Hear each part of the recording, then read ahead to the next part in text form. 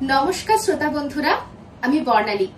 আপনাদেরকে স্বাগত জানাই অন্ধকারের গল্পকথার সেই অচেনা অন্ধকারে, যেখানে প্রতিটি ছায়ার আড়ালে লুকিয়ে থাকে অজানা আতঙ্ক, আর প্রতিটি নীরবতাই যেন ফিসফিস করে বলে দিয়ে যায় কোনো না বলা রহস্যের কথা। তাহলে প্রস্তুত হন, চারপাশের আলো নিভিয়ে মনকে স্থির করে প্রবেশ করুন অন্ধকারের গভীরে। শুরু হচ্ছে আজকের গল্প। আপনারা পুরো গল্পটা শুনে কমেন্ট করে বলে যান গল্পটা কেমন লাগলো। আর পুরো গল্পটাই কিন্তু আপনাদেরকে হেডফোনে শোনার অনুরোধ রইল। তাহলে তাড়াতাড়ি লাইক বাটনটা চাপুন আর শুনতে শুরু করুন আমাদের আজকের নিবেদন। আজকাল আর স্বভাবসিদ্ধ ভঙ্গিতে দেখতে পাওয়া যায় না ব্যোমকেশকে। কেমন যেন একটা খিটখিটে মেজাজ সে আয়ত্ত করেছে। মাস দুয়েক আগে পুরনো একটা কেসের পর যে নিগুড় ও সুপ্ত সত্যান্বেষণে সে ব্যস্ত হয়েছিল, তাও আচমকা বন্ধ হয়েছে হপ্তাখানেক।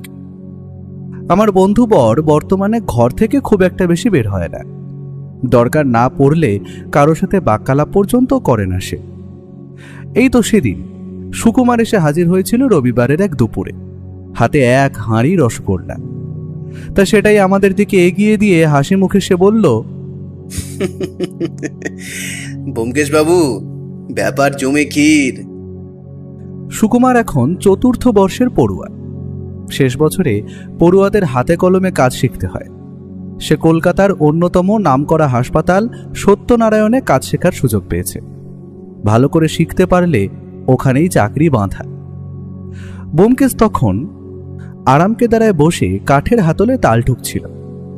সুকুমারের কথা শুনে সে তার দিকে একবার দৃষ্টিপাত করল শুধু। উৎসাহিত করা তো কোন ছাড়, মুখের অভিব্যক্তিতে পর্যন্ত কোনো পরিবর্তন দেখা গেল না। কয়েক পলক চেয়ে সে পুনরায় তাল ঠুকে আপন মনে গুনগুন করতে লাগল। অবস্থা সামাল দিতে আমি তখন মাঠে অবতীর্ণ হই। চট করে সুকুমারের হাত থেকে মিষ্টির হাঁড়িটা ছিনিয়ে নিয়ে একটা রসগোল্লা মুখে পুরে দিলাম। বাহ, এটা একেবারে ভীমনাগের মনে হচ্ছে। সুকুমার হেসে উত্তর দিল, আগে হ্যাঁ, ভীমনাগের দোকান থেকেই খাস কিনে এনেছি। আর কোনো ভনিতা না করে এবারে মূল গল্পে আসা যাক।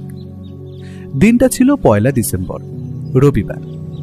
সকাল 9টা নাগাদ একটা পুলিশি জিপ আমাদের বাড়ির সামনে এসে থমকে দাঁড়ালো। আমি তখন অমৃতবাজার পত্রিকার জন্য একখানা লেখা নিয়ে বসেছি। ব্যোমকেশ কোনান ডয়েলের শার্লক হোমস নিয়ে নেড়ে ঘেঁটে দেখছিল। হন্তদন্ত হয়ে উপরে উঠে এলেন ডেপুটি কমিশনার বিধু ভট্টাচার্য, ওরফে বিধুবাবু। আর এসেই একটা হাঁপ ছেড়ে বড় বড় চোখে বললেন, জলদি চলুন ব্যোমকেশ বাবু, ওপর মহল থেকে ফের একবার তলব পড়েছে, নতুন কেস আছে। সাহেবের ইচ্ছা আপনি একবার এই বিষয়ে তদারকি করুন। কথাগুলো যে খুব উৎসাহের সঙ্গে তিনি বললেন এমনটা নয়। তার অভিব্যক্তিতে মিশে আছে 10 আনা বিরক্তি, 3 আনা দ্বিধা, 2 আনা অবজ্ঞা আর 1 আনা ভক্তি। ওই 1 আনা ভক্তিকেই মুখোশের মতো ঢাল করে দাঁড়িয়ে রয়েছেন ভদ্রলোক। ব্যোমকেশ হাতের বইটা বন্ধ করে মুখ তুলে চাইল। এবারে আবার কি হয়েছে? কে খুন হলো? একটা বাচ্চা মেয়ে, বছর 20 বয়স। বললেন বিধুবাবু। আমিও বেশি কিছু জানি না, নেহাত সাহেব বললেন তাই আপনাকে সঙ্গে নিয়েই যেতে এসেছি। একই রাস্তায় তো ঘর। পুলিশের জিপে গন্তব্যে পৌঁছতে আধা ঘন্টা সময় লাগলো। জায়গাটা শহরের পশ্চিমে। এখানে ভদ্র বাঙালি পল্লী রয়েছে ঠিকই, তবে আফগানদের আস্তানাই বেশি। রবি ঠাকুরের কাবুলিওয়ালা গল্পে আফগান পাঠানদের যে বর্ণনা পাওয়া যায়, এখানে তার হুবহু মিল রয়েছে। বাড়ির নাম্বার খুঁজে পেতে খুব বেশি ঝক্কি পোহাতে হয়। চারিদিকে পাঠানদের জন্য বড় বড় 1 কামরার খুবচি সরাইখানা গজিয়ে উঠেছে। তারই মাঝে দোতলা একটা বাড়ি। বাড়িটির সদর দরজায় 2 জন উর্দিধারী মোতায়েন রয়েছে। বাইরে থেকে দেখলে বাড়িটা সাধারণ মধ্যবিত্তের বলেই গণ্য হয়, কিন্তু ভেতরের কারুকার্য সেটির শোভা অন্য মাত্রায় বাড়িয়েছে। বিদেশি ধাঁচে তৈরি একটা দোতলা বাড়ি, ঢুকলেই বসবার ঘর। মেঝেতে খয়েরি রঙের একটা কাশ্মীরি মখমলে কার্পেট বেছানো রয়েছে। উত্তরে 2টো গড়াতোলা জানলা, দক্ষিণেও তাই। সামনে ওপরে যাওয়ার একটা বাঁকানো কাঠের সিঁড়ি। 3টে সোফা রয়েছে মুখোমুখি। লক্ষ্য করলাম ঘরের দেওয়ালে দুরকম আলাদা রং করা, পূর্ব আর পশ্চিমে হলুদ রং আর উত্তর এবং দক্ষিণে গোলাপি। সচরাচর কোনো বাঙালি বাড়িতে এহেন আধুনিকতা এখনো চোখে পড়েনি আমার। বাড়ির চেহারা দেখে মালিকের শৌখিনতার একটা পূর্বাভাস পাওয়া যায়। বিধুবাবু ভেতরে ঢুকেই সাব ইন্সপেক্টরের দিকে এগিয়ে গেলেন। কি সব ঠিক আছে তো? লাশে কেউ হাত দিয়েছিল নাকি? সাব ইন্সপেক্টর পাঞ্জাবি ছোকরা, নাম হিম্মত সিং। সে মাথা নেড়ে না বোঝালো। বিধুবাবু হুম বলে দোতলার উদ্দেশ্যে এগিয়ে গেলেন। জিপে আস্তে আস্তে জেনেছি খুনটা হয়েছে দোতলায়। এখন দক্ষিণের একটা ঘরে ঢুকে দেখি একটা মেয়ে মেঝেতে উপর হয়ে পড়ে রয়েছে, পাশে একটা ভাঙা ফুলদানি। ব্যোমকেশ এগিয়ে গিয়ে হাঁটু গেড়ে ঝুঁকে বসল। ডান কাঁধে সামান্য চাপ দিয়ে মেয়েটার মুখাবয়ব দেখার চেষ্টা করল সে। আর তখনই বিধুবাবু ও কি করছেন বলে উত্তেজিত হয়ে উচ্চস্বরে চেঁচিয়ে উঠলেন। এখনো ফরেনসিক পরীক্ষা নিরীক্ষা হয়নি, আপনি লাশটাকে ছুঁয়ে দিলেন? ব্যোমকেশ কোনো উত্তর করল না। এই ফাঁকে আমিও উঁকি মেরে দেখে নিয়েছি। মেয়েটির মুখ ফ্যাকাশে, ঠোঁটের কোণে গেঁজা জমে শুকিয়ে গিয়েছে, তার ছাপ স্পষ্ট। দয়া করে আর লাশ ছোবেন না ব্যোমকেশ বাবু, এতে পুলিশের খুব অসুবিধা হয়।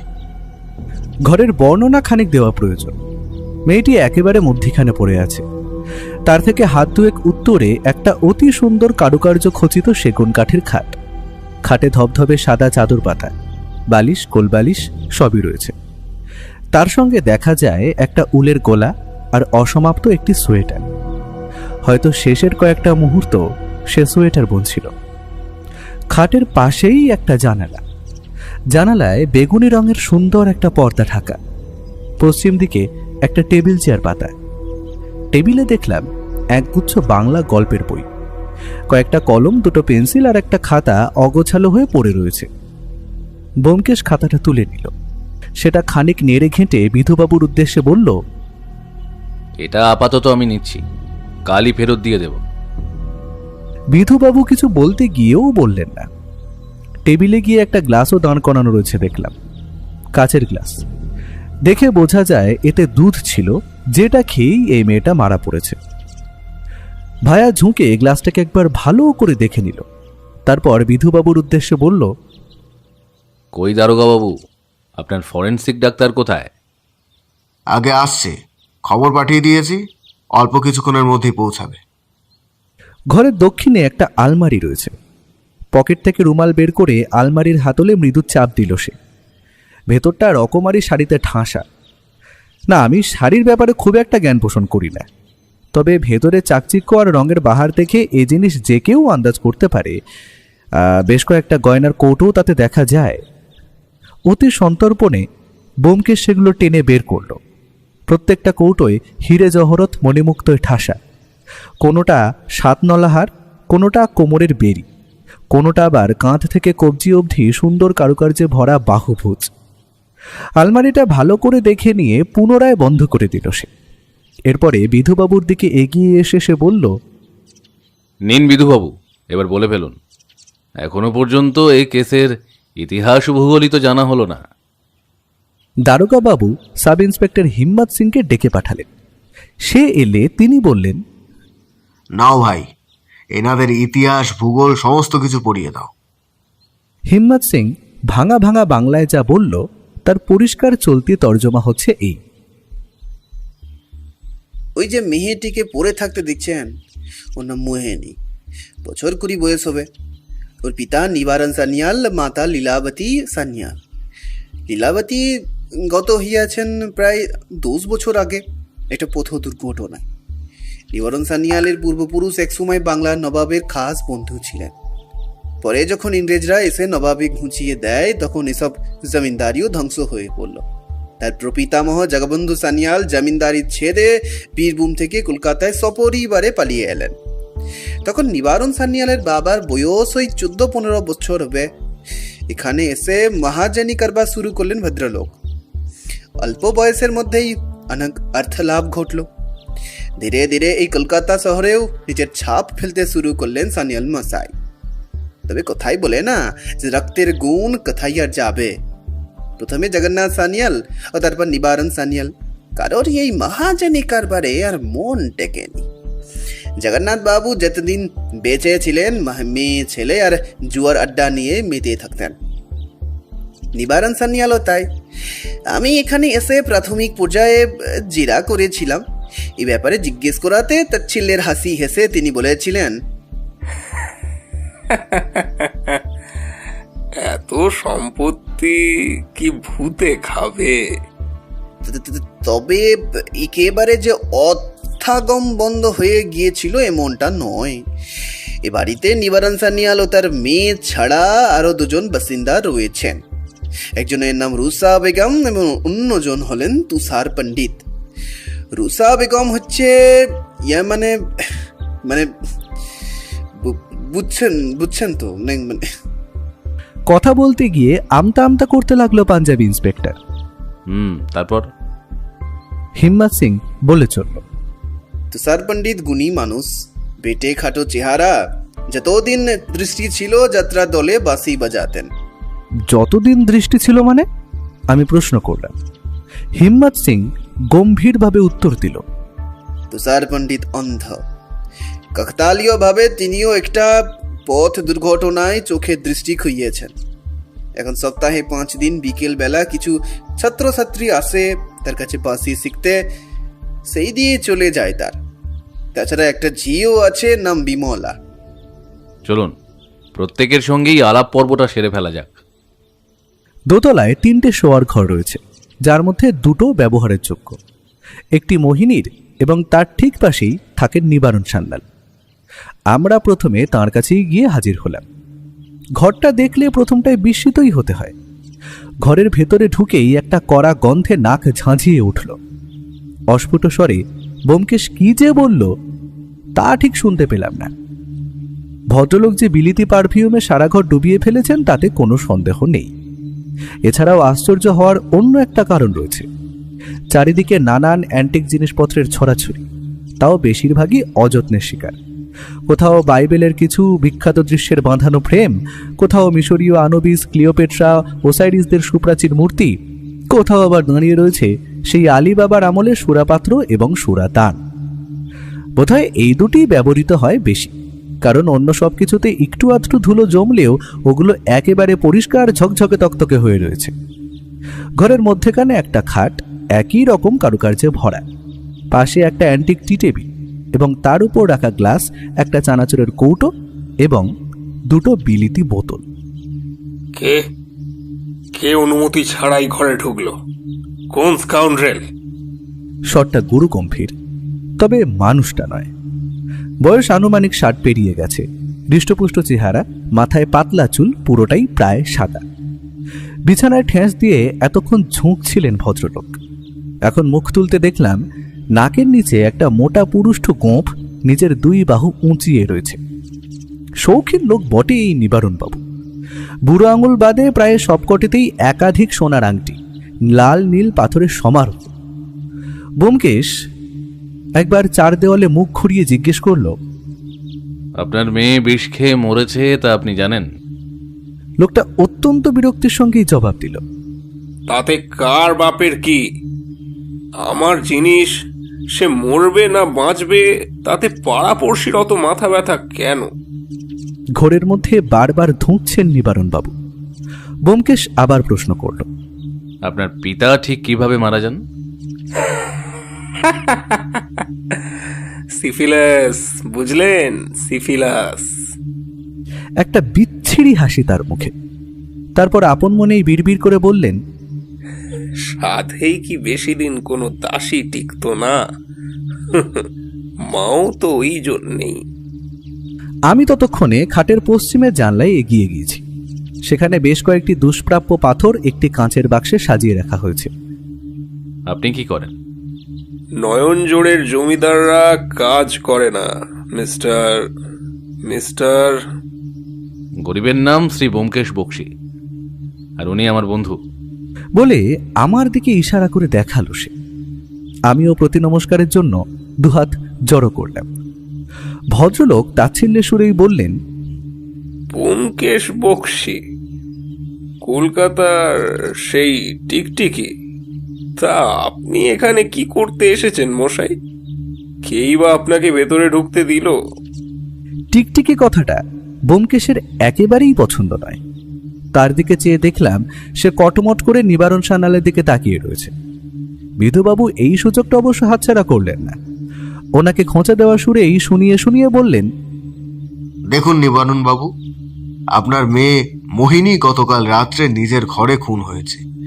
তাই ভদ্রলোক টিকটিকি হোক বা গিরগিটি হোক, যা জিজ্ঞাসা করছেন চটপট উত্তর দিন। এরপর আবার আমি মানে পুলিশের জেরা শুরু হবে, তখন কিন্তু এত তাচ্ছিল্য সহ্য করব না। আপনি জানতেন না মোহিনী খুন হয়েছে? না, আমি জানতাম না। আমি তো প্রথমে অন্য এক দারোগার কাছেই খবরটা পাই, তখনও বিশ্বাস হয়নি। বিশ্বাস যখন হয়নি তখন উঠে গিয়ে দেখলেন না কেন? গিয়েছিলেন দেখতে? আপনার তো পাশেই। না, মরে থাকলে আর গিয়ে কি হবে? যদি বেঁচে থাকতো তাহলে এতক্ষণে চায়ের পেয়ালা নিয়ে হাজির হতো। আসেনি মানে নেই। মোহিনী কি আপনার নিজের মেয়ে? কথাটা শুনে উচ্চস্বরে হেসে উঠলেন নিবারণ সান্যাল। হাসির রেশ যখন থামল, তখন একটা চোরা দৃষ্টি নিয়ে ব্যোমকেশের দিকে তাকিয়ে তিনি পাল্টা প্রশ্ন করলেন,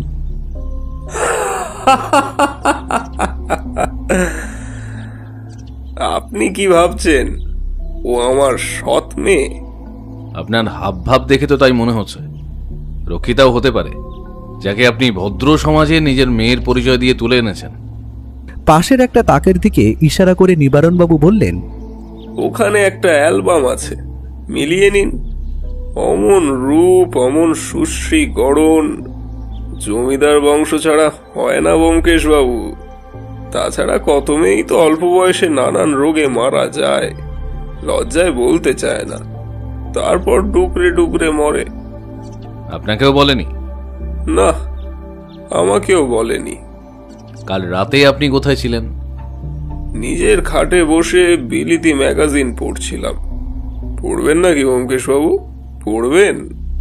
খাটের পাশেই কয়েকটা বিলিতি ম্যাগাজিন ছড়িয়ে ছিটিয়ে রাখা ছিল। প্রত্যেকটার প্রথম পাতা দেখেই বোঝা যায় সেগুলো কি। ব্যোমকেশ এক দৃষ্টে কিছুক্ষণ তাকিয়ে রইল সামনের দিকে, তারপর চোখের ইশারায় বলল, চলো ভায়া। তৃতীয় ঘরটার ব্যাপারে বলার তেমন কিছুই নেই। এই ঘরও নানান শৌখিন জিনিসপত্রে ঢাসা। ঘরটা যে বহুকাল খোলাই হয়নি তা সেটার ভেতর দেখেই বোঝা যায়। আনাচে কানাচে মাকড়সার জালে ভর্তি, মেঝেটা ধুলোয় ঢেকে গেছে। আমরা নিচে নেমে এলাম।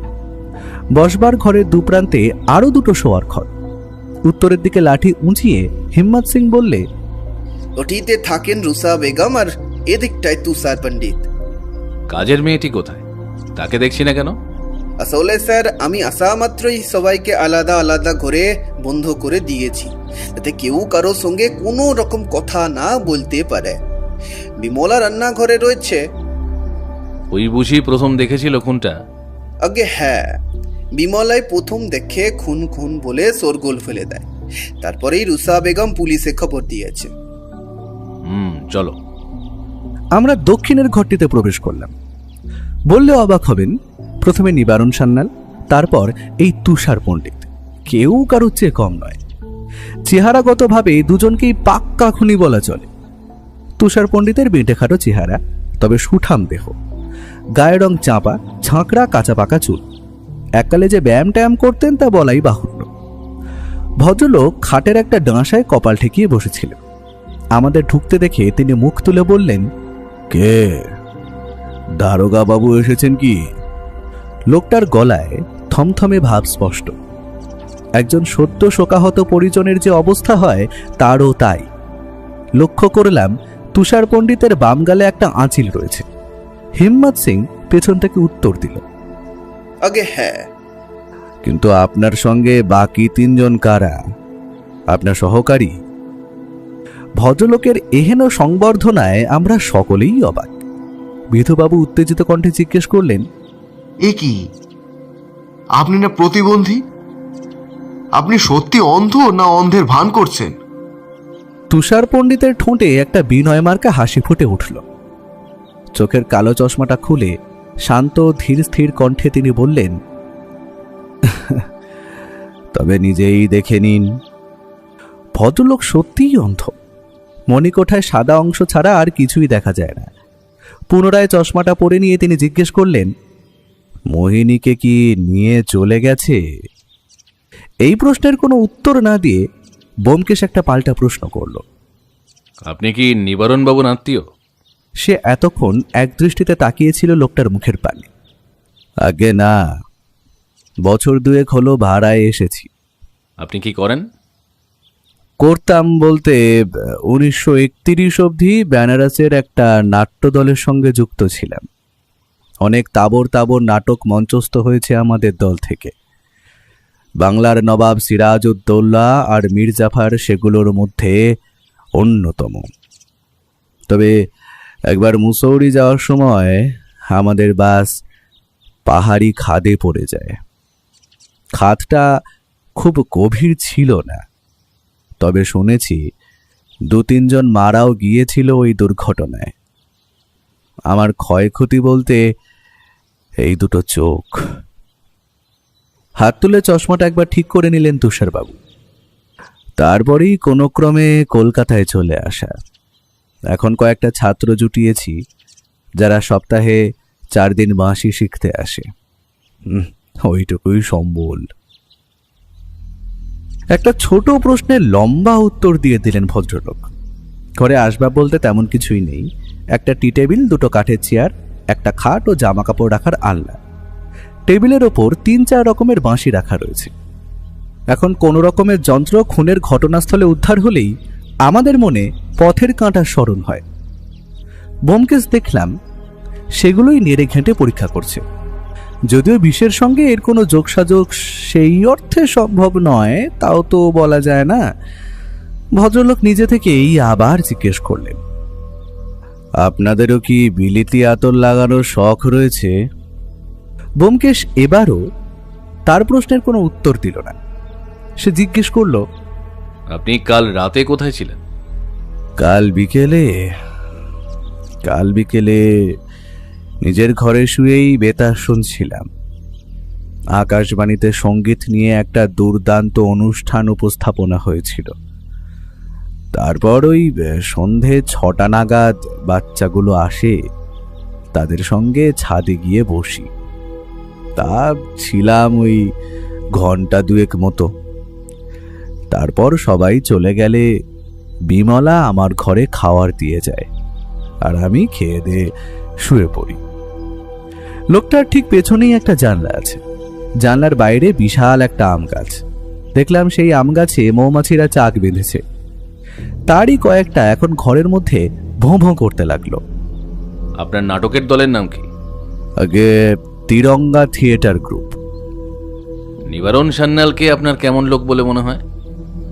আমায় মাফ করবেন ব্যোমকেশ বাবু, বহু কষ্টে এত কম খরচে ভালো একজন বাড়ি মালিক পেয়েছি। এমন কোনো প্রশ্ন দয়া করে করবেন না যার জন্য আমাকে রাস্তায় গিয়ে বসতে হয়। আসলে আমার আর্থিক অবস্থা খুব একটা ভালো নয়। মোহিনীকে আপনার কেমন লাগতো? এবার ভদ্রলোকের মুখে তার স্বভাবসিদ্ধ হাসিটা ফিরে এলো। তিনি বললেন, ভালোই। একমাত্র ওই মাঝে মধ্যে আমার ঘরে এসে গল্পগুজব করত। ভাড়াটে বলে কোনোদিন মনেই করেনি। যত্ন আত্মি সব ওই করত। আমি মাঝে মধ্যে ওকে আবার বাঁশি বাজানো শেখাতাম। খুব ভালো ছাত্রী ছিল মেয়েটা, চট করেই সব শিখে ফেলত। আপনার কাউকে সন্দেহ হয়? তুষার পণ্ডিত হেসে উত্তর দিলেন, অন্ধের আবার গোয়েন্দাগিরি। আগে না, কাউকেই সন্দেহ হয় না। তাহলে আপনি কি খুনটা করেছেন বলতে চান? এক পলকের জন্য দেখলাম তুষার পণ্ডিতের চোয়াল শক্ত হয়ে উঠল। পর মুহূর্তেই বিনীত সেই হাসিটা হেসে ঠান্ডা গলায় তিনি বললেন, এককালে পেটের দায়ে অনেক কিছুই করতে হয়েছে আমায়। বাস্তবে দরকার পড়লে মানুষ সর্বভুক যে হয়ে ওঠে জানেন তো। শীতের সকাল, রোদে ঝলমল করছে চারিদিক। ইতিমধ্যেই ফরেন্সিকের লোকজন এসে নিজেদের কাজ শুরু করে দিয়েছে। আমরা এবার রুষা বেগমের ঘরে গিয়ে উপস্থিত হলাম। রুষা বেগমের ঘরটা একজন দুঁদে সঙ্গীত বিশারদের ঘরের মতোই সাজানো। ঘরের নানান জায়গায় ছোট বড় নানান আকৃতির বাদ্যযন্ত্র পরিপাটি করে সাজানো রয়েছে। এ ঘরে একটি মাত্র জানলা, তাও উত্তর দিকে, তার পাশেই খাট। সেই খাটেই জানলার দিকে মুখ করে বসেছিলেন ভদ্রমহিলা। থুড়ি রুষা বেগমকে মহিলা বলা চলে না, আবার তিনি পুরুষও নন।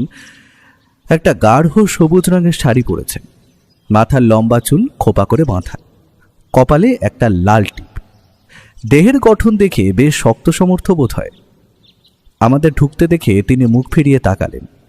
অত্যন্ত অপ্রসন্ন সূচক একটা অভিব্যক্তি করে তিনি বললেন, পরস্ত্রীর ঘরে টোকা মেরে ঢুকতে হয়, আপনারা তা জানেন না বুঝি? কেন, আড়ি পেতে শোনাও কি মহিলাদের জন্মসিদ্ধ অধিকার? আমি আশা থেকে দেখছি আপনি আড়ি পেতে দরজার আড়াল থেকে আমাদের কথোপকথন শোনার চেষ্টা করছেন।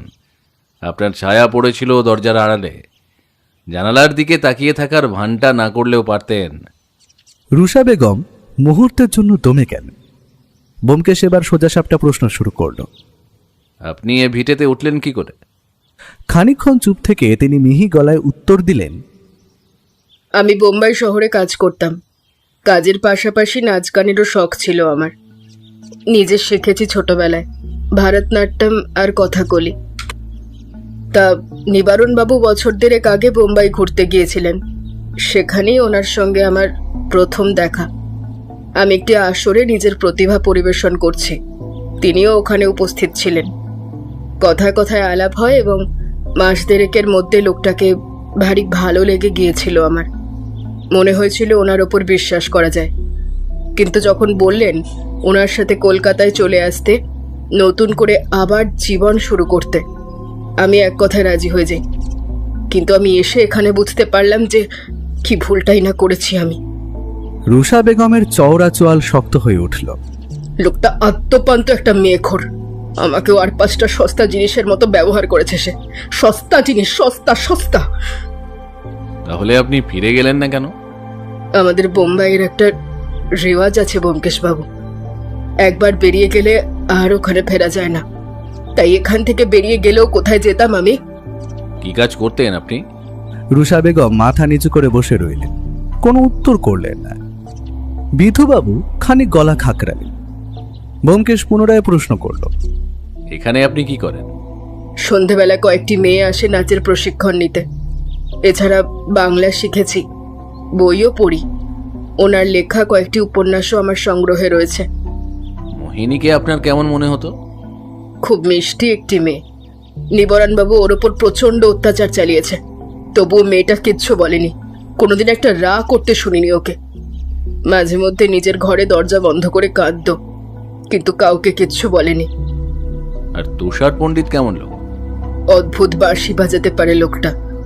মাঝে মধ্যেই ছাদে গিয়ে একা একা বাঁশি বাজায়। অসম্ভব সুন্দর সে সুর। আশেপাশে যে কাউকে জিজ্ঞাসা করে নিন, সবাই এক ডাকে তুষার পণ্ডিতকে চেনে। ও যখন সন্ধেবেলায় বাঁশি বাজায়, তখনই জানালার পাশে বসে মুগ্ধ হয়ে শুনি আমি। আশেপাশের ঘরগুলো থেকেও স্ত্রী ঝিয়েরা ছাদে উঠে ওর বাজনা শুনত। ওই করেই তো এখন পসার বেড়েছে। কাউকে সন্দেহ হয়? সাতকাণ্ড রামায়ণ শুনে এখন জিজ্ঞাসা করছেন সীতাকে কে হরণ করেছে? রুষা বেগমের ঘর থেকে বেরিয়ে আসতেই দেখি সরকারি পক্ষের ডাক্তার আমাদের জন্যই বসার ঘরে অপেক্ষা করছিলেন। বিধুবাবুকে কাছে আসতে দেখে তিনি উঠে দাঁড়ালেন। তারপর তার উদ্দেশ্যেই বললেন, লাশটা আমি নিয়ে যাচ্ছি, পোস্টমর্টেম করতে হবে। রিপোর্ট কালকের মধ্যে আশা করি পেয়ে যাবেন। ঠিক কখন মৃত্যুটা হয়েছে ডাক্তারবাবু? ডাক্তার ঘোষাল ভুরু কুঁচকে বললেন, প্রাথমিকভাবে দেখে তো মনে হয় বিকেল 5টা থেকে রাত 10টার মধ্যেই ঘটনাটা ঘটেছে। তার থেকে বেশি এধার ওধার হওয়ার সম্ভাবনা কম। কি? যেন আকাশ থেকে পড়ল ব্যোমকেশ। আমরাও চমকে উঠেছিলাম। ভর সন্ধেবেলায় খুন হয়েছে, কেউ কিছু টের পেল না? জোর দিয়ে এখনই বলতে পারি না, কাটাছেঁড়া করে দেখতে হবে। কিসে খুন হয়েছে? প্যারাকুয়েট ডাইক্লোরাইড। কাজের ঝি বিমলা তখন সবার জন্য চা তৈরিতে ব্যস্ত। আমরা সকাল সকালই বাড়ি থেকে বেরিয়ে এসেছিলাম। ব্যোমকেশ যখন জিজ্ঞাসাবাদে ব্যস্ত, তখন বিধুবাবুই হিম্মত সিংকে বলে চা জল খাবারের ব্যবস্থা করিয়েছেন। বিমলা যখন আলাদা আলাদা কাপে গরম চা ঢালছিল, আমরা তখন রান্নাঘরে গিয়ে উপস্থিত হই। আমাদের দেখতে পেয়ে হাউ হাউ করে কেঁদে উঠল মেয়েটা। ব্যোমকেশের পা জড়িয়ে ধরে বলল, আমি কিছু করিনি গো দাইদা বাবু, আমি কিচ্ছুটি করিনি। বামুনের মেয়ে আমি, মানুষ খুন করা আমার দমে সইবিনি। আমারে সার দেন দাইনা বাবু। ব্যোমকেশ খানিক অপ্রস্তুত হয়ে ছিটকে পিছিয়ে এসেছিল। আরে আরে করছেন কি? উঠে দাঁড়ান, উঠে দাঁড়ান, আগে উঠে দাঁড়ান। মেয়েটা উঠে দাঁড়ায়। বিমলার বয়স 30-এর কাছাকাছি। আর 5টা সাধারণ বাঙালি বউদের যেমন দেখতে হয়, সেও তাই। হিম্মত সিং জানালো, বিমলার নামে সে ওয়ারেন্ট বের করেছে। মোহিনীর ঘরে ওই দূরে গ্লাস ওই রেখেছিল। সবার জবানবন্দি থেকে বোঝা যায় শেষবারের মতো মৃতাকে বিমলাই দেখেছে। ওয়ারেন্টের ব্যাপারটা বিধুবাবু জানা। ব্যোমকেশ একবার আর চোখে তার দিকে তাকালো। বিধুবাবু মুচকি হেসে বললেন, যাক, পুলিশি তদন্তের আগেই ধরা পড়েছে খুনি। নেহাত বড় সাহেব এত করে বললেন তাই, না হলে কবেই একে লকআপে পুরতুম। বিমলা আবার কান্নায় ভেঙে পড়ল। তুমি গতকাল মোহিনীকে দুধের গ্লাস দিয়ে এসেছিলে? কাঁপা কাঁপা গলায় সে উত্তর দিল, আগে হ্যাঁ কর্তা। মাঝে রান্নাঘর থেকে বেরিয়েছিলে নাকি? না। ভালো করে মনে করে বলো, বেরিয়েছিলে রান্নাঘর থেকে? বিধুবাবু বিরক্ত হয়ে বলে উঠলেন, আহ, খুনি যখন নিজে দোষ স্বীকার করছে, আপনার এত পাকামি কিসের বলুন তো? ভায়া দারোগাবাবুর কথায় কর্ণপাত করল না। স্থির দৃষ্টিতে উত্তরের আশায় তাকিয়ে রইল বিমলার দিকে। না না, প্রথমে দুধ গরম করলুম, তারপর তা দিয়ে এলুম ওই দিদিমণির ঘরে। মোহিনী তখন কি করছিল? উল বুনছিল। সে কি রোজ সন্ধেবেলা দুধ খায়? না না, রাতে ভাত খাওয়ার পর ও দুধ খেত। তবে কাল বললে শরীরটা খুব একটা ভালো টেকছে না বিমলাদি, রাতে আর কিচ্ছুটি খাবো না, তুমি শুধু দুধটা দিয়ে যাও। আমিও যথারীতি দুধটা দিয়ে এলুম। বাকিরা কেউই রাতে খায়নি? হ্যাঁ খেয়েছে তো, বড়বাবু খেলেন, পণ্ডিত মশাই খেলেন, তবে নিজের ঘরে বসে। একমাত্র রুষা দিদি আমার সঙ্গে গল্প করতে করতে খেয়েছিলেন। সেটা কটা নাগাদ? ওই 9:30 নাগাদ। তখন মোহিনী ঘরে ছিল? ঠিক বলতে পারবো না, দিদিমণি ঘরের দরজাটা ভেজে রেখেছিল। শরীর খারাপ বললে তাই আমি আর অত জিজ্ঞাসা করিনি। কোনো ভাঙচুরের আওয়াজ পাওনি তুমি? দিদিমণির ঘরের ওই বড় ফুলদানিটার কথা বলছেন তো?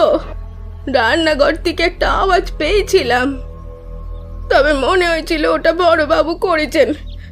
আসলে মদে চুর থাকলে বড়বাবুর আর কোনো জ্ঞান থাকে না। আগে অনেক জিনিস এইভাবে নষ্ট করেছেন তিনি। তুমি লাশটা কখন দেখলে? আজ সকালে। কোনোদিন দিদিমণি অত দেরি করে ঘুম থেকে ওঠে না, সেই ছোট থেকেই দেখে আসছি। দিদিমণি বড় উঠে স্নান সেরে পুজোয় বসেন, তারপর আমি এলে একসঙ্গে বাড়ির কাজে হাত দিই। তা আজ সকালে যখন দিদিমণির ঘরের সামনে গেলুম, দরজাটা ধাক্কাতে যাব, দেখি সেটা খোলা। তুমি কাল কখন বাড়ি ফিরেছিলে? আমি রোজ রাতে ওই 10:30 নাগাদ সবার খাওয়া হয়ে গেলে তরকারি নিয়ে বাড়ি ফিরি। কাল অমন সময় গেছি, বাড়ি তো কাছেই। তোমার বাড়িতে কে কে আছে? এই প্রশ্নটা শুনে ফের সুর করে কেঁদে উঠল বিমলা। ও দাদা বাবু, আমার 7 বছরের একটা বাচ্চা আছে, একটা স্বামী আছে, সংসারটা ধসে পড়বে দাদা বাবু, আমি ছেড়ে দাও। আমি বামুনের মেয়ে, এসব খুঁটটুট আমার দমে সইবে না দাদা বাবু, আমার ছেড়ে দাও গো, আমার ছেড়ে দাও। আমরা বেরিয়ে এলাম। হিম্মত সিং জানালো বিমলার স্বামীর নাম কিশোর, সে এই তল্লাটি রিক্সাটা। বউকে পুলিশে পাকড়াও করেছে শুনে প্রথমে এখানে এসে হাহুতাশ করেছিল, তারপর গালিগালাজ করতে করতে চলে গিয়েছে। যাওয়ার আগে সে বলে গিয়েছে একজন ভালো উকিল নিয়ে তবেই সে ফিরবে। সর্বহারা হলে সে হোক, তবে নিজের স্ত্রীকে সে উদ্ধার করবেই। ঘর থেকে বেরিয়ে এসে ব্যোমকেশ বিধুবাবুর উদ্দেশ্যে বলল, আপনি একটু খানা তল্লাশি চালিয়ে দেখুন, নিবারণ সান্যালের কোনো উইল রয়েছে কিনা। বিধুবাবু যেন আকাশ থেকে পড়লেন, অবাক দৃষ্টিতে প্রশ্ন করলেন, ও মশাই, আপনি কি এখনো কালীচরণেই আটকে আছেন নাকি? এই তদন্তে নিবারণের উইলের কি প্রয়োজন আছে? মুচকি হেসে ব্যোমকেশ বলল, না থাক, তবু দেখতে ক্ষতি কি, চলি। দুপুর থেকে ব্যোমকেশ নিজের লাইব্রেরি ঘরে দৌড় দিয়েছে। খাওয়ার সময় অনেক করে ডাকলাম, কিন্তু কোনো সাড়া করল না। শেষে বাধ্য হয়েই পুঁটিরামকে বললাম ভাতের থালা সে যেন পড়ার ঘরেই রেখে আসে। ওই একটিবার দরজা খুলেছিল বন্ধুপর, তখনই দেখেছিলাম। চুল উস্কো খুস্কো, চারিদিকে বইপত্তর সব ছড়ানো। ব্যোমকেশ কাঠের চেয়ারে এক পা তুলে হাঁটুতে জোরে জোরে করাঘাত করে চলেছে। সেদিন বিকেলে সুকুমারের বাড়ি থেকে একটা টেলিফোন আসে। আমি তখন সবে ভাত ঘুম দিয়ে উঠেছি। জলটা খেতে যাব এমন সময় টেলিফোনটা ক্রিং ক্রিং শব্দে বেজে উঠল। আমি যথারীতি গিয়ে রিসিভারটা তুলে হ্যালো বললাম। একে শীতকাল, তার উপর ভাত ঘুম, বাঙালির অত্যন্ত প্রিয়। ঘুমের রেশ তখনও পুরোপুরি কাটেনি। আচমকাই একটা মহিলা কণ্ঠস্বর শুনে আমার সমস্ত ঘুম এক নিমেষে ছুটে গেল। হ্যালো। আসলে আমি ভেবেছিলাম ফোনটা হয়তো বিধুবাবু করেছেন, নিবারণ সান্যালের উইল সম্পর্কিত কোনো তথ্য নিয়ে। কিন্তু ফোনটা করেছিল হবু বৌঠান, সুকুমারের বোন বৌঠান। জল গলার বদলে নাকে ঢুকে চোঁচো করে উপরে উঠতে লাগলো আমার। তখন বিষম খেয়ে সে কি কাণ্ড। ওপার থেকে শুনতে পেলাম বৌঠান বলে চলেছে। বেশ কিছুক্ষণ জলের সঙ্গে মোকাবিলা করে যখন খানিক ধাতস্থ হয়েছি, সে বলল, দাদা, ব্যোমকেশ বাবু বাড়িতে আছেন? এই হচ্ছে মহাজালা। না এসপার না ওসপার। নারী জাতিকে মিথ্যে বলার জো নেই, সে সব মনে রাখে। আর যদি মিথ্যে বলি আর সেটা কোনো উপায়ে আগামীকাল ধরা পড়ে, তাহলে আর রক্ষে থাকবে না। আগামী বছরের শুরুতেই বৌঠান এই বাড়ির একমাত্র লক্ষ্মী হয়ে আসতে চলেছে। সেখানে আর যাই হোক, গৃহদেবীকে তো আর রুষ্ট করা যায় না। অন্যদিকে ব্যোমকেশ আমার বহুকালের বন্ধু। এই সময়ের মধ্যে দুজনের মধ্যে একটা দাদা ভাইয়ের মাখো মাখো সম্পর্ক। সেখানে তাকেই বা চটাই কি করে। পুঁটিরাম বসার ঘরে মেঝেতে তখন রেডিও শুনছিল। হাতের ইশারায় তাকে ডাকলাম। সে এলে, ওঠান, আমার পেটে না প্রচন্ড ব্যথা, আরে প্রকৃতি ডাকছে। এই বলে রিসিভারটা তার হাতে হস্তান্তর করে চটপট কেটে পড়লাম। আগে হ্যালো। নিজের স্বভাবসিদ্ধ গেঁয়ো ভঙ্গিতে কানের পাশে রিসিভারটা তুলে ধরল পুটিরাম। সপ্তাহে একবার সে নিজের দেশে ফোন করে, তখন দেখেছি। হ্যাঁ, কে বলছেন? ও আচ্ছা আচ্ছা, হ্যাঁ আছে তো, আমি ডেকে দিচ্ছি, দৌড়ুন দৌড়ুন। পুঁটিরামটা একটা আস্ত কথা। সে রিসিভারটা হাতে ধরেই ব্যোমকেশের উদ্দেশ্যে হাঁক পারল। আজ্ঞা দাদা বাবু, বৌঠান ফোন করেছেন। বলে দাও আমি বাড়ি নেই, ফিরতে রাত হবে। ভেতর থেকে ব্যোমকেশের গলা ভেসে এলো, আজ্ঞা বৌঠান, বাবু বললেন বাবু নাকি বাড়িতে নাই, তার ফিরতে নাকি অনেক রাত হইবে। সন্ধ্যাবেলা ব্যোমকেশ দরজা খুলে বাইরে বেরিয়ে এলো। একটা আড়মোড়া ভেঙে আমার উদ্দেশ্যে বলল, কি সব ভালো তো? আমি তখন বসবার ঘরের সোফায় হেলান দিয়ে নতুন উপন্যাসের খসড়া তৈরি করছিলাম। মুচকি হেসে উত্তর দিলাম, আর কি ভালো আর কি খারাপ, অল্প দিনের মধ্যেই তা খুব টের পাবে তুমি। সেও এবারে হেসে উঠল। তারপর নিজের আরামকে দ্বারায় এসে বসে পুঁটিরামের উদ্দেশ্যে হাঁক পারতে লাগলো। পুঁটিরামকে বলে দিয়েছি, সে চা বসিয়েছে। ও আচ্ছা, তা বেশ বেশ। তার ফুরফুরে মেজাজ দেখে আমি এবার চেপে ধরলাম, এই সুযোগ। যদি বন্ধুবরের পেট থেকে কথা বের করতে হয়, এর থেকে ভালো সময় আর পাওয়া যাবে না। আমি হাতের খাতাটা বন্ধ করে জিজ্ঞেস করলাম, এই ব্যোমকেশ, কিছু বুঝলে? সে আপন মনেই চেয়ারের হাতায় তাল ঠুকতে ঠুকতে গুনগুন করছিল। সেভাবেই বলল, কি ব্যাপারে? আরে আজকের খুনের ব্যাপারে কিছু বুঝলে? দূর, যত সব বাজে ব্যাপার। এখনো পোস্টমর্টেম রিপোর্টই হাতে এসে পৌঁছালো না। আমি খামোকায় ভেবে মরছিলাম যত সব বাজে ব্যাপার স্যাপার। তা কোনটা বাজে ব্যাপার একটু শুনি। ও এবার পাঞ্জাবির পকেট থেকে একটা ছোট খাতা বের করলো, সেটাই আমার দিকে বাড়িয়ে বলল, দেখো তো কিছু দেখতে পাও কিনা।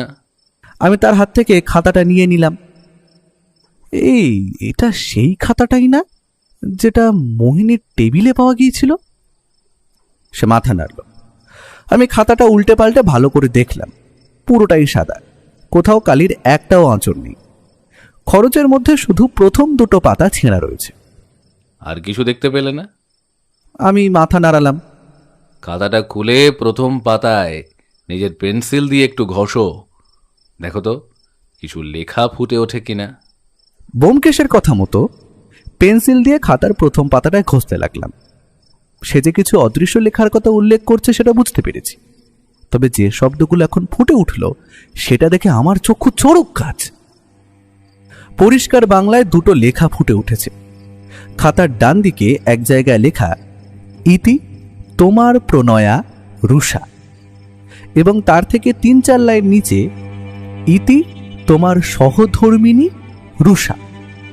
একইভাবে বাম দিকে খাতার ওপরেও একটা লেখা স্পষ্ট পড়া যায়, প্রিয়া নিবারণ। প্রিয়া নিবারণ মানে? এটা তো... ও চট করে আমাকে সংশোধন করে বললে, হুম, ওটা প্রিয়া নয়, প্রিয় নিবারণ এবং প্রিয়া, শুধু প্রিয়া। এই খাতার প্রথম দুটো পাতায় আসলে দুটো আলাদা আলাদা চিঠি লেখা হয়েছে। একটা আকারে ছোট, অন্যটা 2-3 লাইন বড়। মাঝের লেখাগুলো পরিষ্কার বোঝা যাচ্ছে না, সেটাই স্বাভাবিক। দুটো আলাদা লেখা একসঙ্গে জড়িয়ে গেছে, কিন্তু চিঠির সূচনাতে ওই ঝামেলাটা নেই। শুরু আমরা এক জায়গায় দিয়েই করি, বাম দিক থেকে, তাই প্রিয়া নিবারণ। কিন্তু মোহিনীর ঘরে ওই যে তোমার প্রিয়া। রুষা বেগমের কলমের জোর দেখে স্তম্ভিত হতে হয়। হাতের লেখা নিয়ে মারাত্মক রকমের পারদর্শী না হলে অক্ষরের আয়তনে এমন অসামান্য দখল রাখা সম্ভব নয়। প্রথম দেখায় আমিও তোমার মতো গুলিয়ে ফেলেছিলাম, পরে খুব ভালো করে দেখে বুঝলাম দুটো আলাদা চিঠির সূচনা ওটা। প্রিয় থেকে প্রিয়া হতে একটা মাত্র আকার লাগে, তাই বোঝা যায়নি। তাহলে কি রুষা বেগমই মোহিনীর দুধে বিষ মিশিয়েছে? এখনই ঠিক বলা যাচ্ছে না, তবে সম্ভাবনা একটা রয়েছে। রুষা বেগম প্রেমে প্রত্যাখ্যাত হয়ে কোমরের বয়সী একটি মেয়েকে খুন করল। প্রেমের কাঁটা বেজায় ব্যথা, তা আমি জানি। তা হলেও এটাই কি একটা মানুষ খুনের আসল উদ্দেশ্য হতে পারে? আর বাকিরা? বাকিদেরও মোটিভের অভাব নেই। যেমন ধরো নিবারণ বাবু নিজের মেয়ে মারা গেল, তাও তার মধ্যে কোনো বিকার দেখতে পেলে? পাশের ঘরেই মরেছে মেয়েটা, একটিবারের জন্য উঠে দেখতে গেল না কেন? হাবভাব দেখে বোঝা যায় ভদ্রলোক যেন স্বস্তি পেয়েছেন খবরটা শুনে। এখন প্রশ্ন হচ্ছে, নিবারণ সান্যাল সত্যিই কি জানতেন না মোহিনী খুন হয়েছে সন্ধেবেলা, নাকি নিজেই সকলের অলক্ষ্যে মোহিনীর ঘরে ঢুকে বিষ মিশিয়ে এসেছিলেন? সেটা কিভাবে সম্ভব? আমরা যখন খোঁজ খবর করতে গেলাম, মেয়েগুলো কি বলল? তারা তো পরিষ্কার বলল যে সন্ধ্যে 6টা থেকে 8টা অবধি তারা নাচ শিখতে ও বাড়িতে গিয়েছিল, আর রুষা বেগম নাচ শেখায় বসবার ঘরে সোফা সরিয়ে। তাহলে দোতলায় কেউ হাঁটা চলা করলে কেউ না কেউ তো অবশ্যই দেখতে পেত। তা ঠিক। এইখানে আর একটা তথ্য দিয়ে রাখি, নিবারণ সান্যালের বাড়ি থেকে বেরিয়েই কিন্তু আমরা বাসায় ফিরে আসিনি। ঘটনাস্থলের আশপাশটা বিস্তর খোঁজ খবর করা হয়েছে। সেই অনুসন্ধানে যেসব তথ্য উঠে এসেছে সেগুলোই এখন ক্রমানুসারে সাজিয়ে দিচ্ছি। নিবারণ সান্যালের বাড়ির উত্তরটা আফগানদের থাকার সরাইখানায় ভরা, দক্ষিণেও তাই। যদিও পশ্চিমে কিছু ভদ্রস্থ বাঙালি পরিবার একসঙ্গে রয়েছে, তবে ওদিকের বেশিরভাগই কলকারখানার শ্রমিকদের ঝুপড়িতে ডেরা। সেখানেই খোঁজ খবর করে জানা গেল, গতকাল সন্ধ্যে 6টা থেকে 9:30 অবধি তুষার পণ্ডিত বাড়ির ছাদেই বসে বাঁশি বাজিয়েছেন। এমনিতে 2 ঘন্টার বেশি প্রশিক্ষণ কোনোদিন হয় না, কিন্তু গতকাল ছাত্রছাত্রীদের বিশেষ অনুরোধে তিনি শুনিয়েছেন রাসলীলা। এই রাসলীলা হচ্ছে তেরঙ্গা থিয়েটারের গ্রুপের সর্বশ্রেষ্ঠ নাটক। শেষের 1.5 ঘন্টা বাঁশি বাজিয়ে সেই নাটকই অভিনয় করে শুনিয়েছেন ভদ্রলোক। যারাই শুনেছে তারাই তুষার পণ্ডিতের উদাত্ত কণ্ঠ, মুখস্থ বিদ্যা এবং অভিনয়ে অভিভূত। নিবারণ সান্যালের মতো গেরস্থদের প্রায় সবারই দোতলা তিনতলা বাড়ি। সেখানেও মেয়ে বউরা এসে গতকাল রাসলীলা শুনেছে। কমপক্ষে 15 জন প্রাপ্তবয়স্ক রয়েছেন যারা সাক্ষী দিতে প্রস্তুত তুষার পণ্ডিত একটি বারের জন্যও নিজের আসন ত্যাগ করেননি। রাসলীলা শেষে তার ছাত্ররাই ধরে ধরে ঘর অবধি পৌঁছে দিয়েছে তাকে। রুষা বেগমের ব্যাপারেও ভালো কথাই জানা যায়। ভদ্রমহিলা গরিব দুঃখীদের জন্য একটা স্কুল তৈরি করার প্রতিশ্রুতি দিয়েছেন, বিনামূল্যে শিক্ষাদান। এছাড়াও তিনিও নাকি মনের দিক থেকে খুবই স্বচ্ছ, কারোর সঙ্গে কোনো ঝগড়া নেই, নিজেও যেচে কোনো বিবাদে জড়ান না। রুষা বেগমের বন্ধুর খুব অভাব। শুরুতে নিজে থেকেই অনেকের সঙ্গে আলাপ জমানোর চেষ্টা করেছেন, কিন্তু কেউই খুব একটা পাত্তা দেয়নি। অনেকেই মুখ ফিরিয়ে নিয়েছে। যারা ফেরায়নি মূলত তাদের বাড়ির মেয়েরাই নাচ শিখতে আসে তার কাছে। তারা নাচের ছাত্রীরাও জোর দিয়ে বলেছে রুষা বেগমকে গতকাল সন্ধ্যায় তারা উপরে উঠতে দেখেনি। আধ ঘন্টার জন্য নিজের ঘরে চলে গিয়েছিলেন ঠিকই, তবে আবার ফিরেও এসেছিলেন। জিজ্ঞেস করাতে বলেছিলেন শরীরটা ভালো নেই, তাই একটু শুয়ে পড়েছিলেন ভদ্রমহিলা। নাচ শেষ হয়েছে 8টায়, তারপর সবাই বাড়িতে ফিরে গিয়েছে। নিবারণ সান্যালের ব্যাপারে মিশ্র প্রতিক্রিয়া পাওয়া যায়। কেউ কেউ বলে লোকটা নাকি দেউলিয়া হয়েছে অনেক আগেই, প্রচুর ধার, প্রচুর দেনা। ওর বাড়িতে যে সমস্ত জিনিসপত্র রয়েছে তার বেশিরভাগই নাকি ভাড়ায় আনে। কে ভাড়া দিল সেটা এখনো জানা যায়নি, তবে রেসের মাঠে বিপুল অর্থ খুইয়েছেন ভদ্রলোক। অপর শ্রেণীর মতে লোকটার ঘরের মধ্যে কোথাও গুপ্তধন লুকানো রয়েছে। এত ঠাটবাট, এত বাবুয়ানা আজকের বাজারে এমনি এমনি। 2 জন ভাড়াটে রেখেছেন লোক দেখানোর হেতু, যাতে কেউ সন্দেহ না করে। তাদের দৃঢ় বিশ্বাস শুধুমাত্র ওই ভাড়াটিয়াদের ভাড়ায় এহেন বাবুয়ানা তো দূর, সংসার চালানো দুঃস্বপ্ন। এরপর আসে কাজের জি বিমলা। বিমলা মেয়েটা সাদাসিধে, তারপর ওই এলাকাতেই রিক্সা টাঙে। রাতের বেলা একটু ঠাট্টা তামাশা, জুয়ার আড্ডা করে ঠিকই, তবে অভদ্র বলা চলে না। পুলিশের খাতাতেও কিশোরের কোনোদিন নাম ওঠেনি। বিমলার ছেলের নাম রন্তু। পরিবারে অভাব অনটনের জন্য বিমলা ছেলেকে স্কুলে ভর্তি করতে পারেনি। সে রোজ সকালে মোহিনীর কাছে এসে অক্ষর বুঝে যেত। অবশ্য আমরা বেরিয়ে আসার সময় বিমলা নিজে থেকেই এগিয়ে এসে আমাদের একটা তথ্য দিয়েছিল। সে বলেছে গতকাল সন্ধে 7টা নাগাদ সে যখন নিবারণবাবুর ঘরে চা দিতে গিয়েছিল, তখন ভদ্রলোক ফোনে কার সঙ্গে যেন চাপা স্বরে ঝগড়া করছিলেন।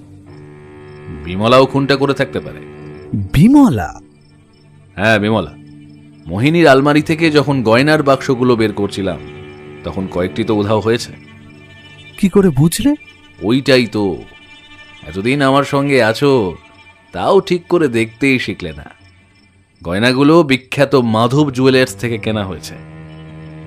কলকাতায় বর্তমানে মাধব জুয়েলার্স ওই একটিই দোকান যা পুরো সেট ছাড়া গয়না গড়ায় না। যেমন ধরো গলার সঙ্গে কানের সেট অথবা হাতের সঙ্গে কোমরের সেট, একক গয়না ওখানে পাওয়া যায় না। ওসব বড় লোকেদের জায়গা ভায়া। তুমি কি করে জানলে? বৌঠান কি? দেখতে না শিখলেও বাঁকা সুরে কথা ভালোই বলতে পারো। আমি হেসে ফেললাম। বিভিন্ন সেটের বিভিন্ন খুপচি থেকে কিছু কিছু গয়না মিসিং। তাছাড়া বাক্সগুলো থাক থাক করে রাখা ছিল। একেবারে ওপরের বাক্সতেও একটা দাগ লক্ষ্য করলে? আমি নিশ্চিত ওর ওপরেও কিছু বাক্স থেকে থাকবে যা সরানো হয়েছে। ধরে নাও বিমলা দূরের গ্লাসে বিষ মিশিয়ে অপেক্ষা করেছে। মাঝে মাঝে নানা ছুতোয় ওপরে উঠে দেখেছে মোহিনী মরেছে কিনা। যেই মরেছে আলমারি খুলে গয়নার বাক্স সরিয়ে রাতে তো বাড়ি ফিরে গিয়েছিল। এখন সে গয়না উদ্ধার হওয়ার আশা কম। কিন্তু বিমলার ছেলেকে তো... মোহিনী বিমলার ছেলেকে পড়াতো, নিজের যথাসাধ্য সাহায্য সে করত। যে মেয়েটা নিবারণ সান্যালের বাড়িতে দিন রাত বেগার খাটে, তার ওই অভাব কেন? সে যে অন্য কোনো বাড়িতেও ঝিয়ের কাজ করত এমনটাও নয়। এমন দুষ্প্রাপ্য জিনিসপত্রে ঠাসা বাড়ির মালিকেরা সাধারণত 5 ঘরা ঝি রাখতে চায় না, কখন কার কাছে কি কথা বলে ফেলে। তাই এরা মাইনে বেশি দিয়ে শুধু নিজের বাড়িতে কাজ করার জন্যই চাকর পোষে। এবার ধরো বিমলার বর কিশোর মদের আড্ডায় বেশিরভাগ টাকাই উড়িয়ে দেয়। দিনের বেলা যতই ভদ্র থাকুক, রাতের বেলা পেটে মদ পড়লে সে জানোয়ার। তখন সংসার চলবে কোথা থেকে? পুলিশ তো মোহিনীর ঘর সিল করে দিয়েছে। নিবারণ সান্যাল যদি খুনি না হয়ে থাকেন, তাহলে পরে আলমারিতে গয়না মিসিং দেখলে আরো একটা কেলেঙ্কারি নিশ্চিত। এছাড়া তুষার পণ্ডিত হতে পারে। এটা কিভাবে বলছো? আমি হতে পারে বলেছি, হতে পারে। কোনো মানুষের একটি ইন্দ্রিয় নষ্ট হলে অন্যগুলি অসম্ভব মাত্রায় সজাগ হয়ে পড়ে। তুমি তুষারবাবুকে জিজ্ঞেস করো, ঘরে কটা সিঁড়ির ধাপ রয়েছে, কোথায় কি জিনিস রয়েছে, সেগুলো সব নির্দ্বিধায় বলে দেবেন। শুধু একটা খটকা, যদি তুষার পণ্ডিত মোহিনীর দুধে বিষ মিশিয়েও থাকে, তাহলেও সে জানলো কিভাবে দুধের গ্লাসটা ঠিক কোথায় রাখা রয়েছে? দুধের গ্লাস কোনো ফুলদানি নয় যা ঘরের কোণে বহুকাল দাঁড়িয়ে থাকে। অনুমান করা সম্ভব মোহিনীর বিছানায় বসে খাওয়ার অভ্যেস আছে তোমার মতো। এবারে কে খোঁটা মেরে কথা বলছে? তুষার পণ্ডিতের ঘরে মোহিনীর বুনে দেওয়া দুটো মাফলার দেখেছি, একইভাবে খোদাই করা, যেভাবে তার বিছানায় দেখেছিলাম। তুষার পণ্ডিতও কি প্রেমে প্রত্যাখ্যাত হয়ে? আমি আবার কিছু বলতেই যাচ্ছিলাম, এমন সময় টেলিফোনটা বেজে উঠল। ও রিসিভারটা তুলে হ্যালো বলতেই কিছুক্ষণের মধ্যেই তার মুখে অদ্ভুত এক পরিবর্তন লক্ষ্য করলাম। ভুরু কুঁচকে গেছে, ধীরে ধীরে চোয়াল শক্ত হচ্ছে। হ্যাঁ, তাই নাকি? আপনি নিশ্চিত? ভালো করে দেখেছেন? ঠিক আছে। রিসিভারটা রেখে দিয়ে ও বলল, নিবারণ সান্যালের ঘরে একটা পুরনো উইল পাওয়া গেছে। সেই উইল অনুযায়ী নিবারণ সান্যালের মৃত্যুর পর সম্পত্তির 2/3 পাবে মোহিনী, আর বাকি 1/3 রুষা বেগম। উইলটা করা হয়েছে 1932 সালের 28 ফেব্রুয়ারি।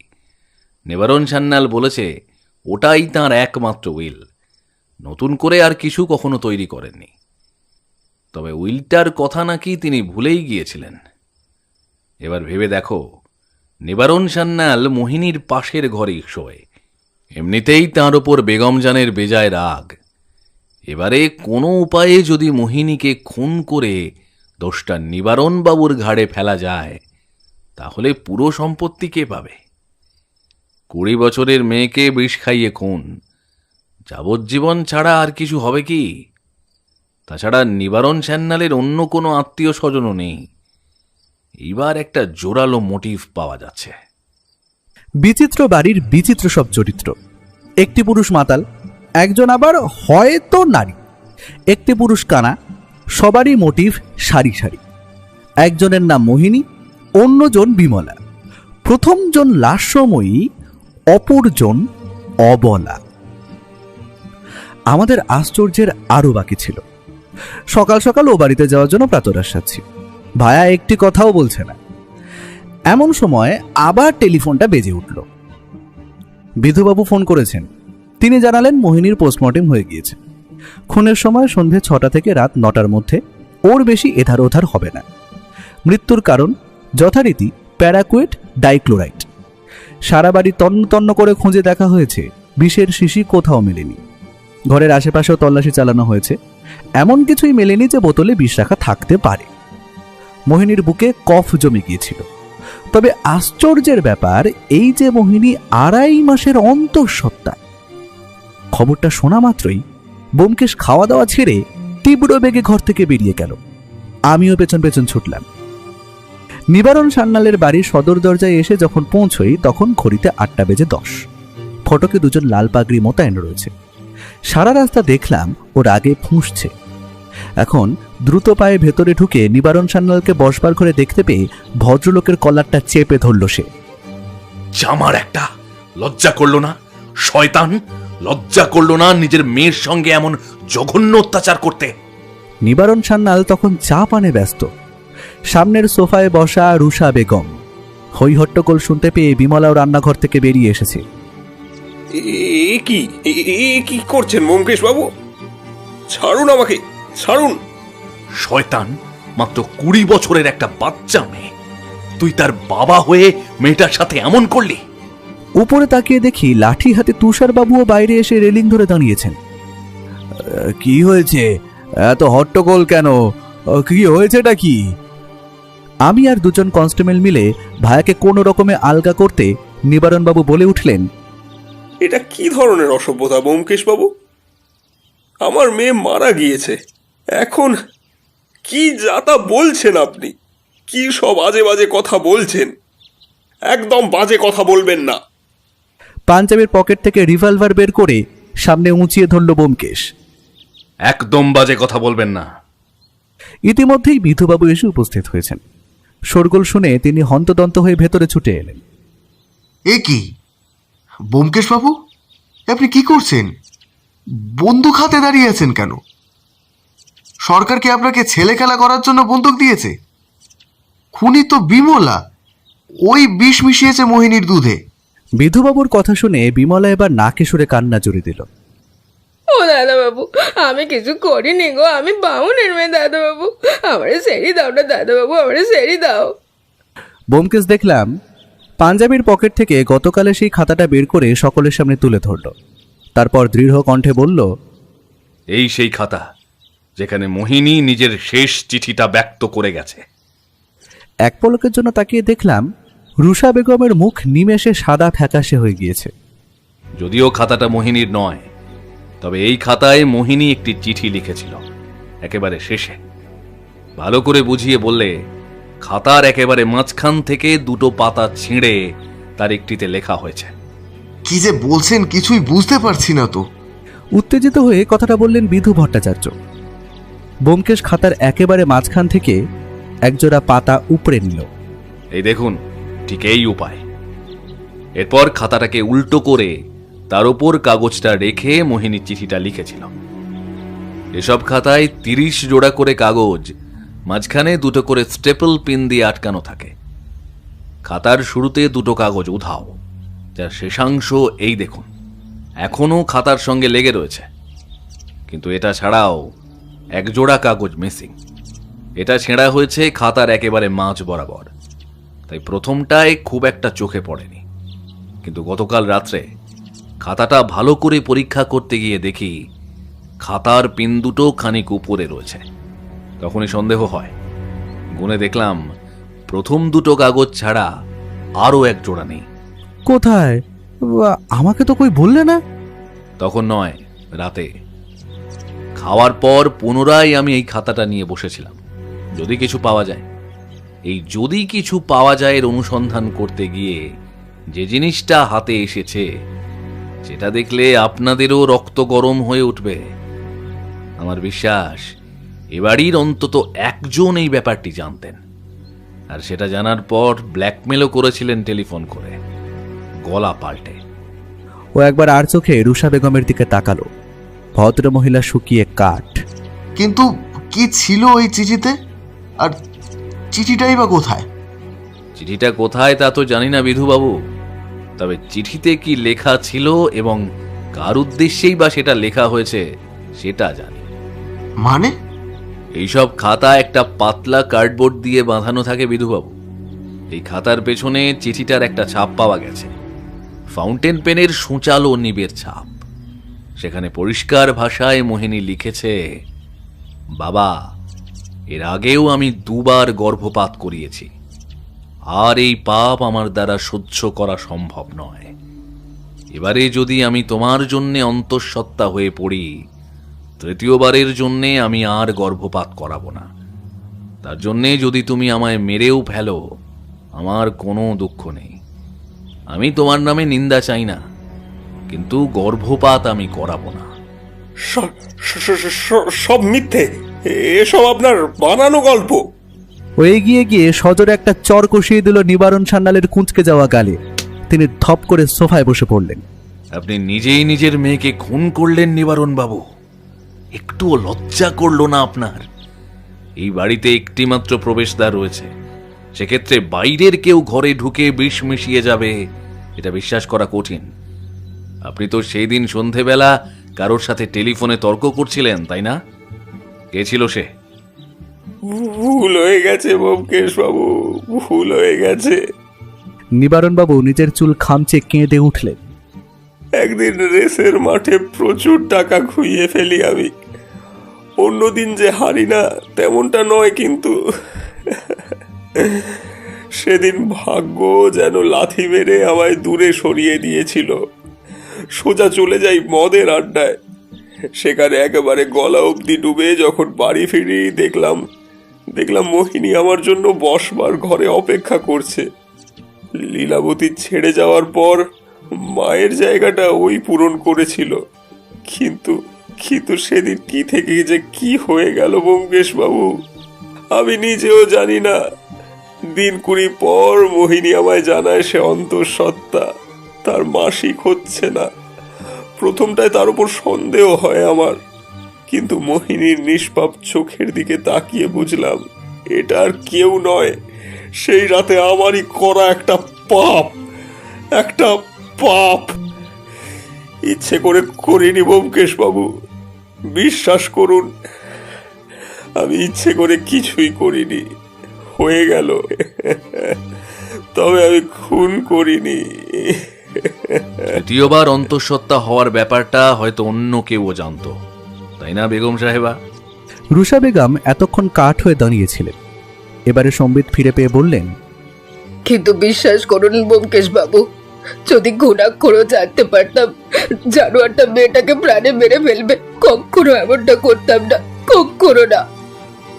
বিধু দারোগা নিবারণ সান্যালের কোমরে দড়ি পরিয়ে টানতে টানতে নিয়ে গেছেন থানায়। সম্প্রতি একটা নকশাল আন্দোলন শুরু হয়েছে কলকাতায়, জায়গায় জায়গায় খুন রাহাজানিতে ভরে উঠেছে। তারই মাঝে এমন একটা নারকীয় ঘটনার সঙ্গে নিজেরাও যে কখনো জড়িয়ে পড়ব এটা কল্পনা করিনি। আচ্ছা, অন্য চিঠিগুলোর ব্যাপারে কিছু বললে না কেন? সিগারেট ধরিয়ে একটা লম্বা টান দিল সে, তারপর দীর্ঘশ্বাস ফেলে বলল,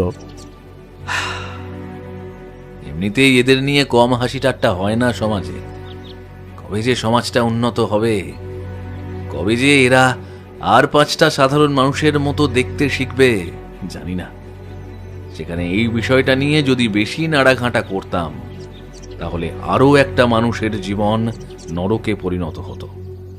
জেনে রাখবে, ভালো খবর যতটা দ্রুত ছড়িয়ে পড়ে, তার থেকে অনেক তাড়াতাড়ি ছড়িয়ে পড়ে এই খবরগুলো। তাছাড়া নারী জাতি বড়ই জটিল, কখন যে কার ওপর মন চলে যায় কে জানে। কিন্তু নিবারণ বাবু যে ধরা পড়ার পরেও বারবার বলে যাচ্ছিলেন আমি খুন করিনি, সেটা? ইংরেজিতে একটা কথা আছে, ইনফ্যালেবল। এটা একরকমের মানসিক রোগ বলতে পারো। দেখবে, ছাগলের সামনে যখন কোনো বিপদ এসে উপস্থিত হয়, তখন সে নিজে থেকেই চোখ বন্ধ করে দেয়। ছাগলটা ভাবে বিপদ হয়তো উতরে গেছে। এখানেও অনেকটা একই রকম। এই ধরনের মানুষেরা সব সময় ভাবে এরা যাই করে সব ঠিক, এদের দ্বারা কখনো ভুল হয় না। নিবারণবাবু যে খুনটা করেছেন, তার ধারণা ওটা কেউ ধরতে পারবে না। পুলিশি ভাষায় পারফেক্ট ক্রাইম। আর গয়নাগুলোর ব্যাপারে? সত্য অন্বেষণ করাই আমার উদ্দেশ্য। চোর ধরার জন্যে বড়বাবু আমায় আলাদা করে টাকা দেবেন নাকি? কথাটা বলতে বলতে হঠাৎ দেখলাম ব্যোমকেশ তরাক করে সোজা হয়ে উঠে বসল। মরেছে। কি হয়েছে? তোমার বউঠান আসছে।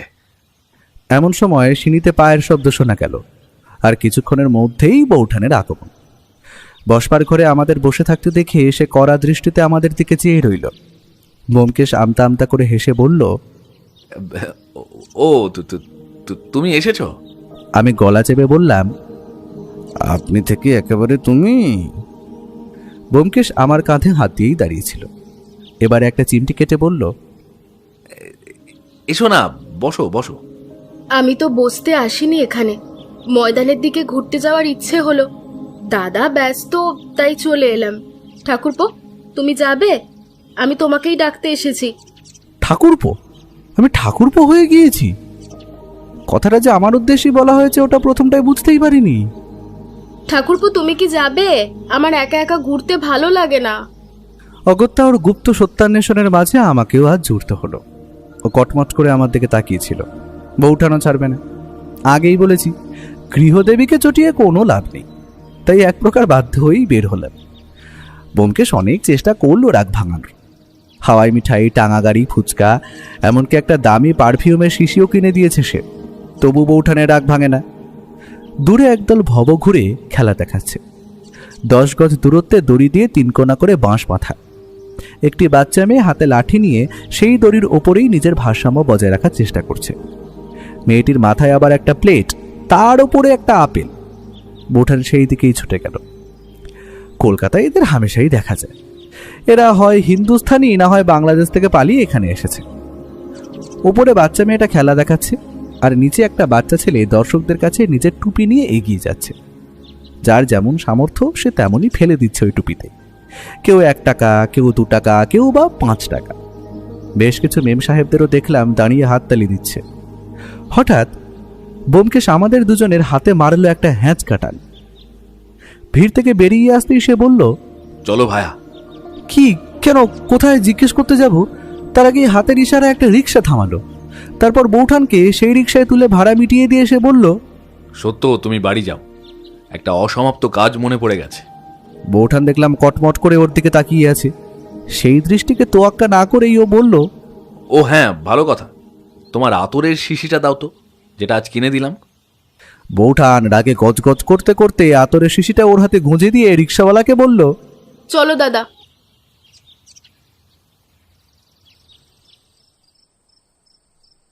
এখন সন্ধে হব হব করছে। পাশেই একটা টেলিফোন বুথ ছিল। ওকে দেখলাম সেখানেই ঢুকে কার সাথে যেন বেশ কিছুক্ষণ বোঝানোর ভঙ্গিতে কথা বলল। তারপর বেরিয়ে এসে আমাকে বলল, চলো। তার চোখ জলজল করছে। এই ভরা সন্ধ্যায় আমরা আবার নিবারণ সান্যালের সামনে এসে উপস্থিত হলাম। তুষার পণ্ডিত বাড়ির ছাদে বসে তখন বাঁশি বাজাচ্ছেন। অদ্ভুত সে সুর, শুনলে মন জুড়িয়ে যেতে বাধ্য হয়। রুষা বেগমকে পুলিশ পাকড়াও করে, তার বিরুদ্ধে সেভাবে কোনো প্রমাণ পাওয়া যায়নি। আমরা ভেতরে ঢুকলাম।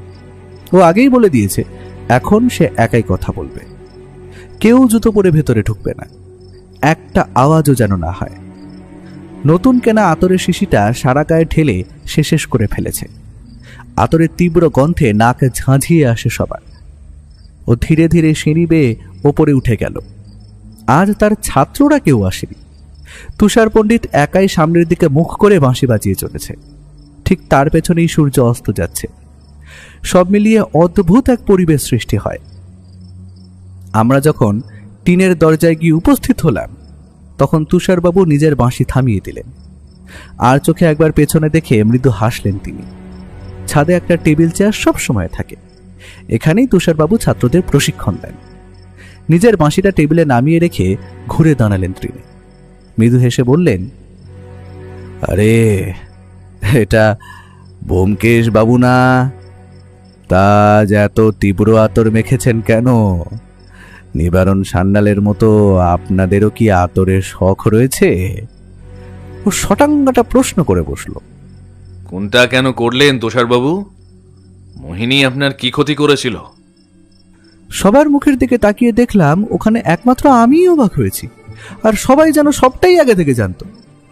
তুষারবাবু মৃদু হেসে বললেন, কি যে বলেন, আমি অন্ধ মানুষ, আমি কিভাবে খুন করতে পারি?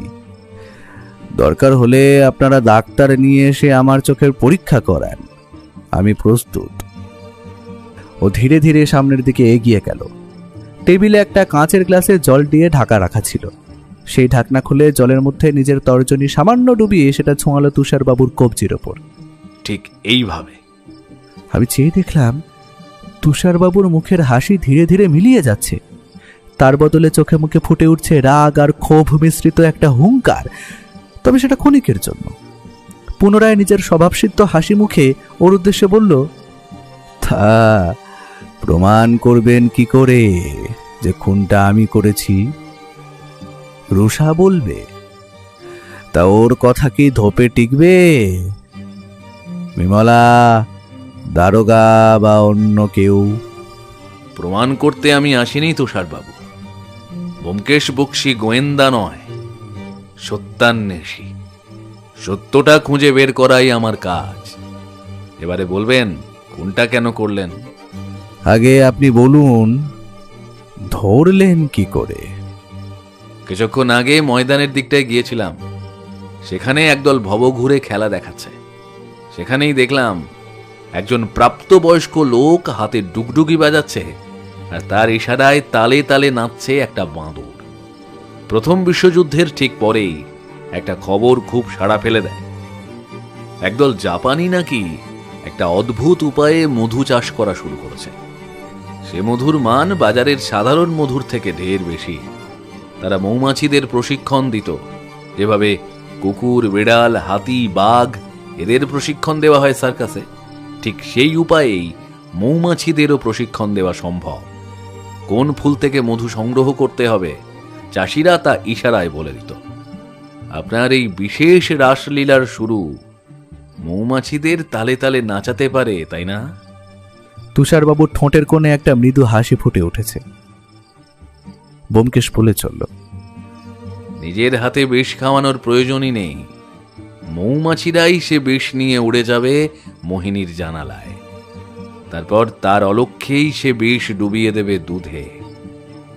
আচ্ছা দাও, খেলেছেন মশাই? তুষারবাবু খিলখিল করে হেসে উঠলেন। তার হাসি স্বাভাবিক নয়। একটা ক্ষুধার্ত ঘায়েল নেকড়ে বাঘ হরিণ শাবকের সামনে দাঁড়িয়ে যেমনটা হাসে, ঠিক তেমনটাই। আমি খুন করেছি মোহিনীকে। নিবারণটা একটা চামার ছিল, শয়তান, জানোয়ার, নরকের কীট। অমন সুন্দর একটা মেয়ের ওপর ওইভাবে কেউ অত্যাচার করতে পারে? মোহিনী কেমন দেখতে আমি জানি না, তবে মনের ভেতর তার যে ছবি এঁকেছি সেটা ভারী সুন্দর, ঠিক আমার মায়ের মতো। মোহিনী যখন রুষার ঘরে বসে কাঁদছে, তখন আমি ছাদে উঠছি পায়চারি করতে। ওর গলা শুনে থমকে গেলাম। একবার মনে হলো ছুটে যাই, কি হয়েছে জিজ্ঞেস করি। তখনই ওর কথাগুলো স্পষ্ট আমার কানে এলো। তখনই আমি জানতে পারলাম মোহিনী নতুন করে অন্তঃসত্ত্বা হয়েছে। জানোয়ারটা তো গর্ভপাত করাতো, এতে আর বড় কি ব্যাপার? রাতের বেলায় এসে ফুর্তি করো, তারপর পেটে ধরলে গর্ভপাত। আমি আসলে মোহিনীকে খুব ভালোবেসে ফেলেছিলাম, খুব খুব ভালোবেসে ফেলেছিলাম। ও যেভাবে আমার খেয়াল রাখতো, আমার সঙ্গে হেসে কথা বলতো, গল্প করত, অমন মেয়েকে ভালো না বেশে পারা যায়? নিজের মনের কথাটাও বলেছিলাম, কিন্তু ও না করে দিয়েছিল। আমার কাছে আসাও বন্ধ করে দিয়েছিল মেয়েটা। আমি কিছু মনে করিনি, কিন্তু সেদিন যখন ওই কথাটা শুনলাম, আমার মাথায় তখন রক্ত চেপে গেল। ঠিক করলাম এই নরক থেকে মেয়েটাকে মুক্ত করতেই হবে। যদি নিবারণকে মারি, সমাজ মেয়েটাকে ছিঁড়ে খাবে। তার চেয়ে ওর মরণ শ্রেয়। হ্যাঁ, ওর মরণ শ্রেয়। পুনরায় পৈশাচিক হাসিটা হেসে উঠল তুষার পণ্ডিত। দারোগা বাবু, নিয়ে যান আপনার আসামিকে। দারোগা বাবু?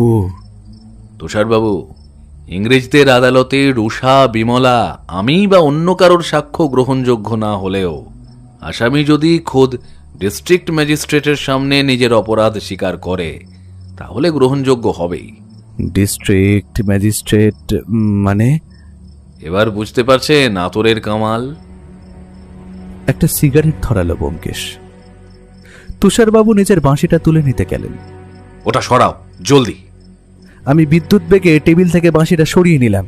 তুষারবাবু হেসে বললেন, শিল্পীকে কেড়ে নিলেন, কিন্তু শিল্পকে কিভাবে ছিনিয়ে নেবেন?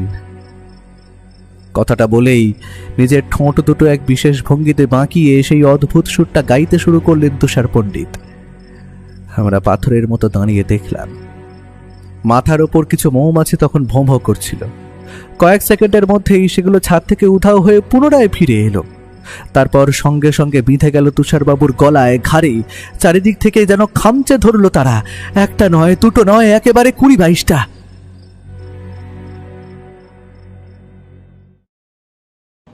আপনি শুনছিলেন অন্ধকারের গল্প কথা। এই অন্ধকার যাত্রায় আমাদের সঙ্গে থাকার জন্য অনেক ধন্যবাদ। আজকের গল্পটি আপনার মনে কতটা ছাপ ফেললো তা অবশ্যই কিন্তু কমেন্ট করতে ভুলবেন না, কারণ আপনার প্রতিটি অনুভূতি আমাদের কাছে গুরুত্বপূর্ণ। এইরকম আরো গল্প, ভয়ঙ্কর অহস্যের গল্প শুনতে হলে আমাদের চ্যানেলটিকে সাবস্ক্রাইব করুন আর যুক্ত থাকুন অন্ধকারের এই জগতে। আবার দেখা হবে আরো এক নতুন গল্পে। শুভরাত্রি।